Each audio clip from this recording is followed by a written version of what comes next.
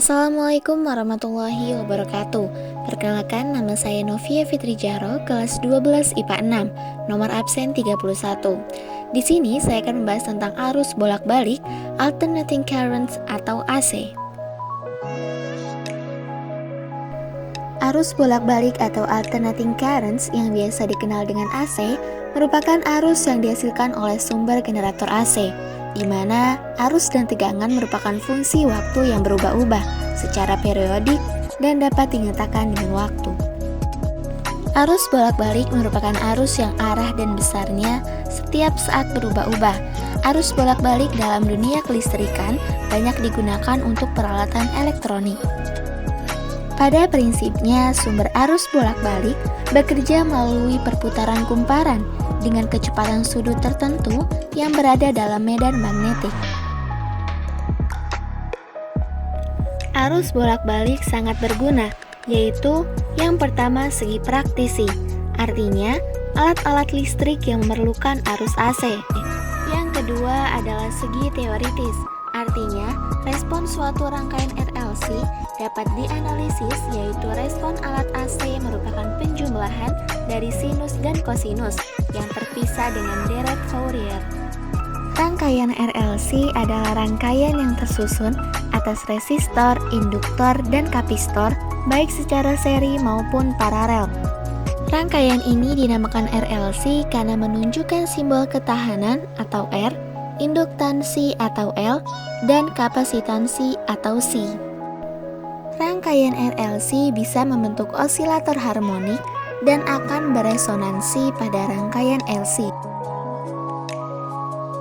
Sebuah resistor akan dialiri arus bolak-balik ketika dihubungkan dengan sumber tegangan bolak-balik. Fungsi rangkaian resistor dalam arus bolak-balik ialah untuk menurunkan potensial listrik dalam rangkaian atau sebagai pembatas arus listrik yang masuk.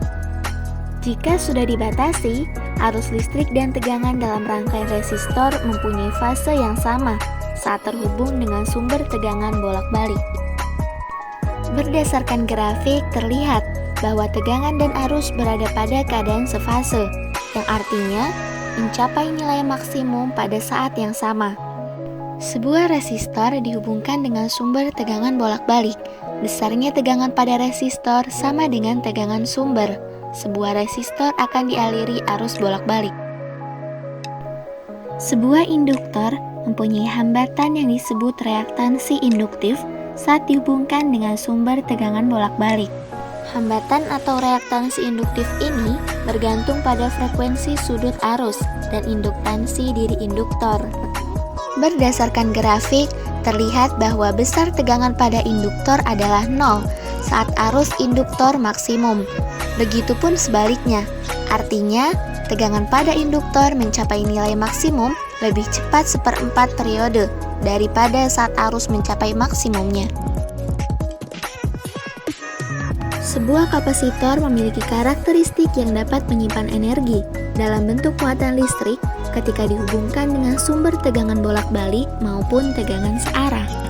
Kapasitor yang dialiri arus bolak-balik akan timbul resistansi semu atau biasa disebut dengan reaktansi kapasitif. Besar nilai reaktansi kapasitif bergantung pada besarnya nilai kapasitansi kapasitor dan frekuensi sudut arus.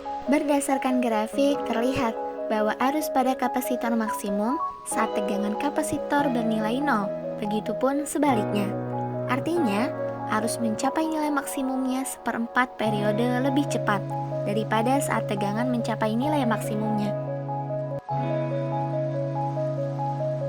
Selanjutnya adalah contoh penerapan arus bolak-balik atau AC.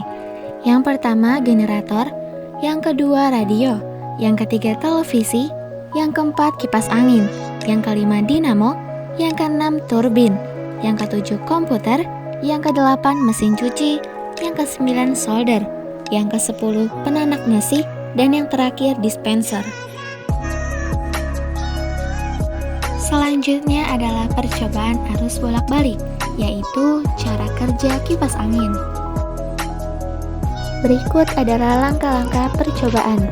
Yang pertama, colokkan steker ke stop kontak. Yang kedua, tekan tombol on untuk menghidupkan kipas angin. Yang ketiga, atur kecepatan dengan menekan tombol angka 1, 2, 3, dan seterusnya. Yang keempat, amati perubahannya.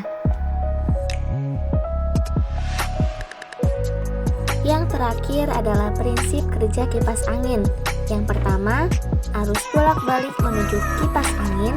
Yang kedua, dalam kipas angin terdapat suatu motor listrik yang mengubah energi listrik menjadi energi gerak.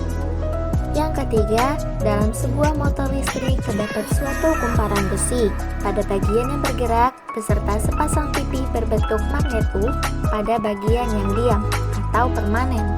Yang keempat, ketika listrik mengalir pada lilitan kawat dalam kumparan besi, hal ini membuat kumparan besi menjadi sebuah magnet.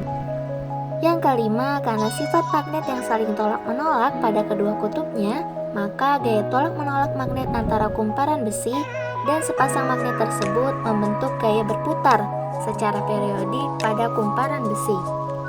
Yang keenam, oleh karena itu, baling-baling kipas angin dikaitkan ke poros kumparan tersebut yang menyebabkan penambahan tegangan pada kumparan besi dan menjadi gaya kemagnetan yang ditunjukkan untuk memperbesar hembusan angin pada kipas angin.